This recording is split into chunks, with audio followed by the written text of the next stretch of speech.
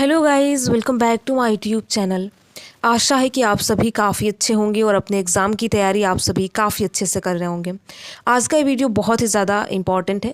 अगर आप किसी भी प्रतियोगी एग्ज़ाम की तैयारी करते हो या फिर अगर आपका हाल ही फ़िलहाल कोई भी एग्ज़ाम हो तो आप इस वीडियो को देख सकते हैं। आज की इस वीडियो में 28 अक्टूबर 2025 के दिन का जो भी इम्पॉर्टेंट करंट अफेयर्स है, जहाँ से एग्ज़ाम में प्रश्न पूछे जाने की संभावनाएँ बनती हैं, उन प्रश्नों को आज के इस वीडियो में कवर करेंगे। तो कंप्लीट वीडियो आपके लिए बहुत ही ज़्यादा इंपॉर्टेंट रहने वाला है। आप इस वीडियो को अंत तक जरूर देखिएगा और देखने के साथ साथ अपने यार दोस्त मित्र को भी शेयर कीजिएगा। तो चलिए एक बार हम वीडियो का फॉर्मेट देख लेते हैं। पहले इंपॉर्टेंट डे और थीम देखेंगे, यानी कि अगर आज के दिन कोई इंपॉर्टेंट दिवस है जो कि एग्जाम में पूछा जा सकता है तो उसको देखेंगे। साथ ही साथ नेशनल और इंटरनेशनल अफेयर्स देखेंगे। अगर खेल जगत से कोई इंपॉर्टेंट प्रश्न बनता है जो कि एग्जाम में पूछे जाने की संभावनाएं बनती हैं तो उन प्रश्नों को भी आज के इस वीडियो में कवर करने वाले हैं। तो वीडियो में आगे बढ़ने से पहले देखिए, आप सभी को बता दें कि अगर आपको इस वीडियो का PDF चाहिए तो हमें कमेंट बॉक्स में बता सकते हैं। साथ ही साथ जिस भी प्रश्न का आंसर आपको पता हो तो कमेंट बॉक्स में ज़रूर बताएं। चलिए पहला प्रश्न देखते हैं। पहला प्रश्न है 47वां आसियान शिखर सम्मेलन 2025 26 से लेकर 28 अक्टूबर तक कहाँ आयोजित किया गया। प्रश्न बहुत ज़्यादा इंपॉर्टेंट है, इसलिए आपको याद रखना है। प्रश्न ये है कि 47वां आसियान शिखर सम्मेलन 2025 जो कि 26 और 28 अक्टूबर को आयोजित किया गया है, तो ये किस स्थान पर आयोजित किया गया है आपको बताना है। तो पहला ऑप्शन है जकार्ता, बी ऑप्शन है बैंकॉक, सी ऑप्शन है कुआलालंपुर और डी ऑप्शन है सिंगापुर। तो जैसा कि आप सभी ने न्यूज़ वगैरह में देखा होगा, 47वां आसियान शिखर सम्मेलन 2025 का आयोजन 26 से लेकर 28 अक्टूबर तक मलेशिया में आयोजित हुआ है। ठीक है, तो मलेशिया का एक शहर है जो कि आप नाम याद रखेंगे। मलेशिया का कौन सा शहर है? कुआलालंपुर, यहाँ पर आयोजित किया गया है।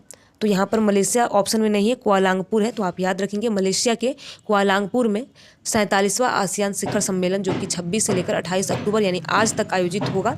तो यहाँ पर सी ऑप्शन सही है। ठीक है, 26 से लेकर 28 अक्टूबर तक आयोजित होने वाला है, यानी कि आज 28 अक्टूबर है, आज आखिरी दिन है 47वां आसियान शिखर सम्मेलन का। आप याद रखेंगे, इंपॉर्टेंट प्रश्न है और ऐसे ही प्रश्न देखिए एग्जाम में पूछा जाता है तो आपको याद रखना है। चलिए आगे बढ़ते हैं और हम अगला प्रश्न देखते हैं। राष्ट्रीय विज्ञान पुरस्कार 2025 के अंतर्गत विज्ञान रत्न पुरस्कार किस प्रख्यात वैज्ञानिक को मरणोपरांत प्रदान किया गया है।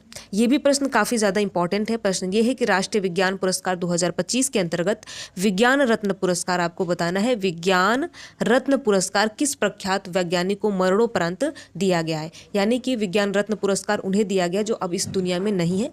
तो यहाँ पर 4 पर्सनैलिटी की नाम दी गई है, आपको बताना है।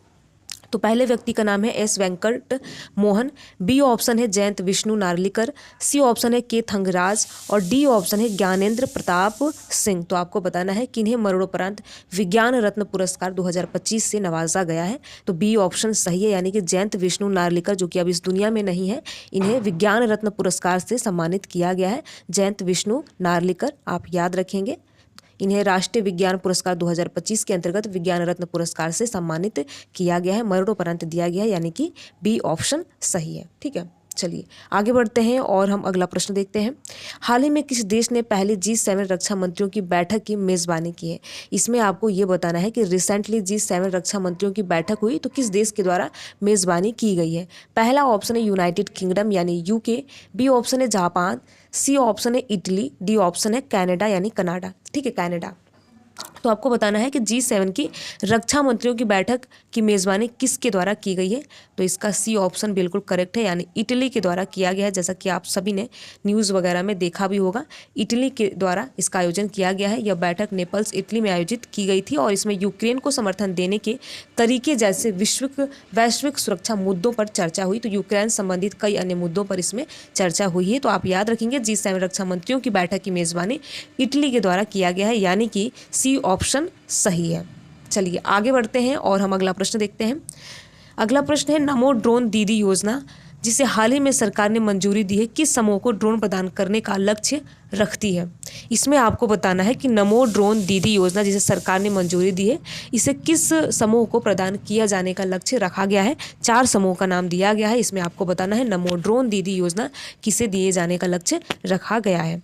पहला ऑप्शन है महिला स्वयं सहायता समूह यानी SHDS। ठीक है, बी ऑप्शन है पूर्वोत्तर भारत के कृषि सहकारी, सी ऑप्शन है शैक्षिक संस्थान और डी ऑप्शन है युवा संगठन। तो आपको बताना है नमो ड्रोन दीदी योजना किस समूह को दिया जाने का लक्ष्य रखा गया है। तो महिला स्वयं सहायता समूह को ये जो है नमो दीदी ड्रोन के अंतर्गत ड्रोन प्रदान करने का लक्ष्य रखा गया है। तो आप याद रखेंगे, प्रश्न काफ़ी ज़्यादा इंपॉर्टेंट है। तो आप याद रखेंगे नमो ड्रोन दीदी योजना, महिला स्वयं सहायता समूह को कृषि कार्यों के लिए ड्रोन दिया जाने वाला है। तो ए ऑप्शन सही है, इसका ही लक्ष्य रखा गया है। महिला स्वयं सहायता समूह को ड्रोन प्रदान किया जाएगा। किस योजना के तहत? तो नमो ड्रोन दीदी योजना के तहत प्रदान किया जाएगा। ए ऑप्शन सही है। चलिए आगे बढ़ते हैं और अगला प्रश्न देखते हैं। अगला प्रश्न है झील करीबा जो हाल ही में खबरों में देखी गई थी किन दो देशों के बीच स्थित है? ये प्रश्न काफ़ी ज़्यादा इंपॉर्टेंट है। अगर आप किसी भी प्रतियोगी एग्जाम की तैयारी करते हैं तो इसको आपको हर हाल में याद रखना है। झील करीबा के बारे में पूछा जा रहा है, किन दो देशों के बीच स्थित है?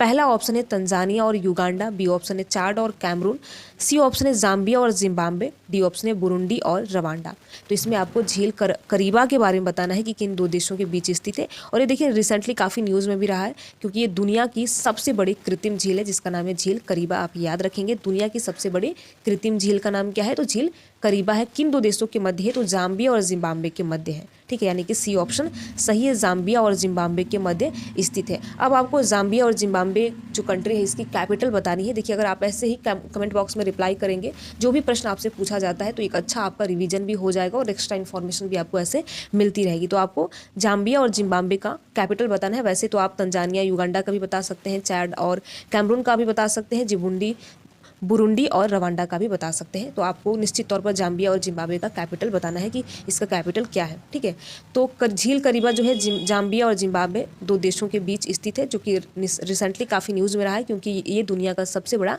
कृत्रिम झील है। आप याद रखेंगे। अगला प्रश्न देखते हैं।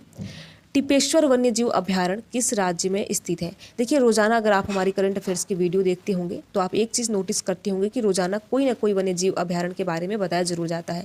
ये मैं इसलिए यहाँ पर रखा जाता है क्योंकि इससे आपको चीज़ें याद हो जाएंगी, कब सारे अभयारण्य याद हो जाएंगे और पता भी नहीं चलेगा। रोजाना अगर आप एक एक टिपेश्वर वन्य देखिए, जैसे कि हमने यहाँ पर टिपेश्वर वन्यजीव अभयारण्य देख लिया, किस अन्य वीडियो में किस अन्य वन्यजीव अभयारण्य को देख लिया, तो ऐसे आपका जो वन्यजीव अभयारण्य का पूरा जो टॉपिक है यानी जितने भी हैं आपका धीरे धीरे ऐसे कवर होता रहेगा। चीज़ें जो इंपॉर्टेंट है आपको याद होती रहेंगी। तो आपको बताना है टिपेश्वर वन्यजीव अभयारण्य किस राज्य में स्थित है? पहला ऑप्शन है गुजरात, बी ऑप्शन है कर्नाटक, सी ऑप्शन है महाराष्ट्र, डी ऑप्शन है केरल। तो टिपेश्वर देखिए ये आपका टिपेश्वर वन्यजीव अभयारण्य महाराष्ट्र राज्य में स्थित है। तो आप याद रखेंगे महाराष्ट्र, यानी सी ऑप्शन करेक्ट है। साथ ही साथ देखिए ये महाराष्ट्र के यवतमाल जिले में स्थित है। तो आप जिले का नाम भी याद रखेंगे, कभी कभार ऐसे भी पूछ लिया जाता है कि किस जिले में स्थित हो, तो यवतमाल जिले में, जो कि महाराष्ट्र के अंतर्गत आता है, टिपेश्वर वन्यजीव अभयारण्य स्थित है। सी ऑप्शन सही है। चलिए आगे बढ़ते हैं और अगला प्रश्न देखते हैं। किस संगठन ने विश्व आर्थिक स्थिति और संभावनाएं 2025 रिपोर्ट जारी की है? ये भी प्रश्न काफ़ी ज़्यादा इंपॉर्टेंट है। इसमें आपको बताना है कि विश्व आर्थिक स्थिति और संभावनाएं 2025 रिपोर्ट ये किस संगठन के द्वारा जारी किया गया है? पहला ऑप्शन है संयुक्त राष्ट्र यानी यूएन, बी ऑप्शन है विश्व बैंक, सी ऑप्शन है अंतर्राष्ट्रीय मुद्रा कोष और डी ऑप्शन है एशियाई विकास बैंक। तो आपको बताना है, ठीक है, आपको बताना है कि विश्व आर्थिक स्थिति और संभावनाएं रिपोर्ट किसके द्वारा जारी किया गया है। तो ये जो आपकी रिपोर्ट है बहुत इंपॉर्टेंट है, आपको याद रखना है। संयुक्त राष्ट्र आर्थिक और सामाजिक मामलों के विभाग के द्वारा जारी किया गया है, यानी कि ए ऑप्शन सही है। आप याद रखेंगे ए ऑप्शन सही है। चलिए आगे बढ़ते हैं और अगला प्रश्न देखते हैं। सिकल सेल डिजीज़ किस प्रकार का विकार है, किस प्रकार की बीमारी है? इसमें आपको सिकल सेल डिजीज़ के बारे में बताना है। पहला ऑप्शन है विरासत में मिला रक्त विकार यानी कि जेनेटिक, बी ऑप्शन है श्वसन विकार, सी ऑप्शन है मस्तिष्क विकार, डी ऑप्शन है खान पान से संबंधित उत्पन्न होने वाला रोग। तो आपको सिकल सेल डिजीज़ के बारे में बताना है। तो देखिए ये जो है ये जेनेटिक रक्त विकार है, आपको याद रखना है जेनेटिक रक्त विकार है। और ये किसके कारण होता है, यहाँ पर आप एक्सप्लेनेशन में देख सकते हैं। सिकल सेल रोग एक अनुवांशिक रक्त विकार है जिसमें असामान्य हीमोग्लोबिन के कारण रक्त लाल कोशिकाएं कठोर और चिपचिपी होकर हंसिए के आकार की हो जाती हैं, जिससे सिकल सेल डिजीज हो जाता है। तो आप याद रखेंगे कि ए ऑप्शन सही है, यानी कि ये जेनेटिक रक्त विकार है। ए ऑप्शन सही है। चलिए आगे बढ़ते हैं और अगला प्रश्न देखते हैं। अगला प्रश्न है, दक्षिण एशियाई का सबसे बड़ा समुद्री कार्यक्रम जिसका नाम है सागर मंथन कहाँ आयोजित हुआ है। निश्चित तौर पर आप में से कई कैंडिडेट को इसका आंसर भी पता होगा। आपको बताना है कि सागर मंथन जो कि दक्षिण एशिया का सबसे बड़ा समुद्री कार्यक्रम है, किस स्थान पर इसका आयोजन किया गया है। पहला ऑप्शन है नई दिल्ली, बी ऑप्शन है विशाखापत्तनम, सी ऑप्शन है कोच्चि और डी ऑप्शन है कोलकाता। तो आपको याद रखना है कि दक्षिण एशिया का सबसे बड़ी समुद्री कार्यक्रम जिसका नाम है सागर मंथन, इसका आयोजन नई दिल्ली में आयोजित किया गया है। यह एक विचार नेतृत्व मंच था जिसका आयोजन पत्तन पोत परिवहन और जलमार्ग मंत्रालय द्वारा ऑब्जर्वर रिसर्च फाउंडेशन के सहयोग से किया गया। तो देखिए प्रश्न इंपॉर्टेंट है, एग्जाम में प्रश्न पूछा जा सकता है। यहाँ पर आपको एक चीज़ ध्यान देना है कि इसका जो आयोजन है ये किस मंत्रालय के द्वारा किया गया है, तो पत्तन पोत परिवहन और जलमार्ग मंत्रालय के द्वारा और साथ ही साथ ऑब्जर्वर रिसर्च फाउंडेशन के सहयोग से इसका आयोजन यानी सागर मंथन का आयोजन नई दिल्ली में आयोजित किया गया। यानी ए ऑप्शन सही है। ठीक है, ए ऑप्शन सही है, आप याद रखेंगे। काफ़ी इंपॉर्टेंट प्रश्न है और ऐसे ही प्रश्न एग्जाम में पूछा जाता है। सागर मंथन का आयोजन नई दिल्ली में हुआ है जो कि दक्षिण एशिया का सबसे बड़ा समुद्री कार्यक्रम है। चलिए आगे बढ़ते हैं और अगला प्रश्न देखते हैं और ये इस वीडियो का आखिरी प्रश्न है।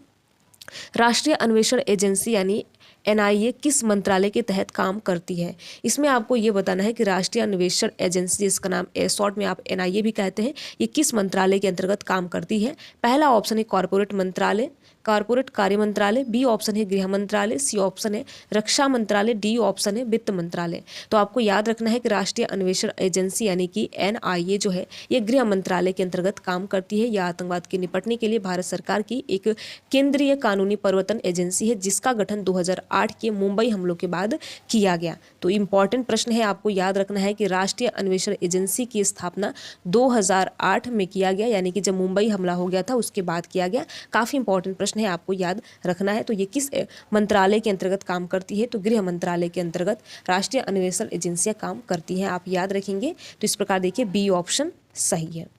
ठीक है, बी ऑप्शन सही है। तो कुल मिलाकर हमने 10 मोस्ट इंपॉर्टेंट प्रश्न देखा और यहाँ से एग्जाम में प्रश्न पूछे जाने की भी संभावनाएं बनती है। भले ही आप किसी भी एग्जाम की प्रिपरेशन करते हो, बहुत इंपॉर्टेंट प्रश्न है, किसी भी एग्जाम के लिए बहुत ज़्यादा महत्वपूर्ण है। तो वीडियो कैसा लगा एक बार जरूर बताएं। अगर आप वीडियो में किसी भी प्रकार का कोई सुधार चाहते हैं तो कमेंट बॉक्स में बता सकते हैं, अगले वीडियो में उसको लागू करने का प्रयास किया जाएगा। वीडियो में लास्ट तक बने रहने के लिए आप सभी का बहुत बहुत धन्यवाद। अगर आपको ये वीडियो अच्छा लगा हो तो वीडियो को आप लाइक कर सकते हैं और लाइक करने के साथ साथ अपने यार दोस्त मित्र को भी शेयर कर सकते हैं। Thank you.